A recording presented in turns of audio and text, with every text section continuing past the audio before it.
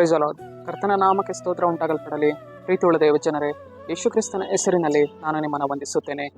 ಯಾಜಕ ಕಂಡ 26ನೇ ಅಧ್ಯಾಯ 13ನೇ ವಚನದಲ್ಲಿ ವಾಕ್ಯ ಈ ರೀತಿಯಾಗಿ ಬರೆಯಲ್ಪಟ್ಟಿದೆ. ನಿಮ್ಮನ್ನು ಕುಗ್ಗಿಸಿದ ನೊಗವನ್ನು ಮುರಿದು ನೀವು ನೆಟ್ಟಗೆ ನಿಂತು ನಡೆಯುವಂತೆ ಮಾಡಿದೆನಲ್ಲವೇ ಎಂದು ವಚನ ಬರೆಯಲ್ಪಟ್ಟಿದೆ.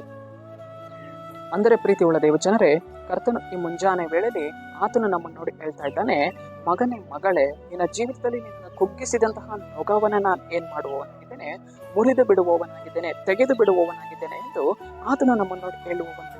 ಪ್ರೀತಿಯುಳ್ಳ ದೇವಜನರೇ, ಸೈತಾನನು ನಮ್ಮನ್ನು ಕುಗ್ಗಿಸುವಂತಹ ನೊಗಗಳನ್ನು ನಮ್ಮ ಜೀವಿತದಲ್ಲಿ ಆತನು ಕೊಂಡು ಬರುವವನಾಗಿದ್ದಾನೆ. ಇವ್ರನ್ನ ನಾನು ಹೇಗಾದ್ರೂ ಕುಗ್ಗಿಸಬೇಕು, ಇವ್ರನ್ನ ನಾನು ಹೇಗಾದ್ರೂ ಬೀಳಿಸಬೇಕು ಎಂದು ಸೈತಾನನು ನಮಗೆ ವಿರೋಧವಾಗಿ ನೊಗಗಳನ್ನು ಕೊಂಡು ಬರುವವನಾಗಿದ್ದಾನೆ. ರೋಗದ ನೊಗವಾಗಿರಬಹುದು, ಕಣ್ಣೀರಿನ ನೊಗವಾಗಿರಬಹುದು, ಸಾಲದ ನೊಗವಾಗಿರಬಹುದು, ಆ ರೀತಿಯಾದ ನೊಗಗಳನ್ನು ಸೈತಾನನು ಕೊಂಡು ಬಂದು ನಮ್ಮನ್ನು ಕುಗ್ಗಿಸುವುದಕ್ಕೆ ಅವನೇನ್ ಮಾಡ್ತಾನೆ, ಪ್ರಯತ್ನವನ್ನ ಮಾಡುವವನಾಗಿದ್ದಾನೆ. ಆದರೆ ದೇವರು ಆ ರೀತಿಯಾದ ಎಲ್ಲಾ ನೊಗವನ್ನು ಮುರಿದು ನೀನು ನೆಟ್ಟಗೆ ನಡೆಯುವಂತೆ ನಾನು ಬಲಪಡಿಸ್ತೇನೆ ಎಂದು ಕರ್ತನು ಈ ಮುಂಜಾನೆ ವೇಳೆಯಲ್ಲಿ ಆತನು ನಮ್ಮನ್ನು ಹೇಳುವವನಾಗಿದ್ದಾನೆ. ನಾವು ಕರ್ತನ ಸಮ್ಮುಖಕ್ಕೆ ಹೋಗಿ ಪ್ರಾರ್ಥಿಸಬೇಕು. ಕರ್ತನೇ, ನಾನು ನೆಟ್ಟಗೆ ನಿಂತು ನಡೆಯುವಂತೆ ಸಹಾಯವನ್ನು ಮಾಡಿ ಸ್ವಾಮಿ.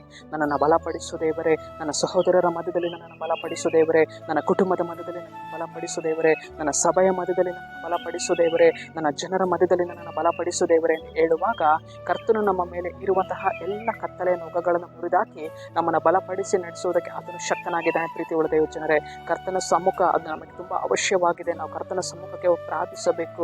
ಸೈತಾನನ ನೊಗಗಳನ್ನು ಮುರಿದು ಹಾಕುವುದಕ್ಕೆ ಆತನು ಶಕ್ತನಾಗಿದ್ದಾನೆ. ದೇವರ ಬಲವನ್ನು ನಾವು ಆಶ್ರಯಿಸಿಕೊಳ್ಳಬೇಕು. ಆತನು ನಾವು ನೆಟ್ಟಗೆ ನಿಂತು ನಡೆಯುವುದಕ್ಕೆ ಆತನ ಸಹಾಯವನ್ನು ಮಾಡುವುದಕ್ಕೆ ಆತನು ಶಕ್ತನಾಗಿದ್ದಾನೆ. ಸರಿ, ನಾವು ಪ್ರಾರ್ಥಿಸಿಕೊಳ್ಳೋಣ. ಅಪ್ಪ ಕರ್ತನೆ, ನಿಮಗೆ ಸ್ತೋತ್ರ. ಈ ಮುಂಜಾನೆ ವೇಳೆಯಲ್ಲಿ ಕರ್ತನೆ, ಈ ವಾಕ್ಯವಾದ ಸಂದೇಶವನ್ನು ನೋಡ್ತಾ ಇರುವ ವಚನಗಳನ್ನು ಸಂಧಿಸು ದೇವರೇ. ಅಪ್ಪ, ನಿನ್ನ ಜನರ ಜೀವಿತದಲ್ಲಿ ಸೈತಾನನು ಕೊಂಡು ಬಂದಂತಹ ಎಲ್ಲ ಕುಗ್ಗಿಸಿದ ನೊಗಗಳನ್ನು ತೆಗೆದಾಕು. ಅವರ ಕಣ್ಣೀರುಗಳನ್ನು ಒರೆಸಿ ನೆಟ್ಟಗೆ ನಿಂತುಕೊಳ್ಳುವಂತೆ ಸಹಾಯವನ್ನು ಮಾಡ್ರಿ. ಅದಕ್ಕಾಗಿ ಸ್ತೋತ್ರ. ನಜರೇತಿನ ಯೇಸುವಿನ ನಾಮದಲ್ಲಿ ತಂದೆಯೇ, ಆಮೆನ್.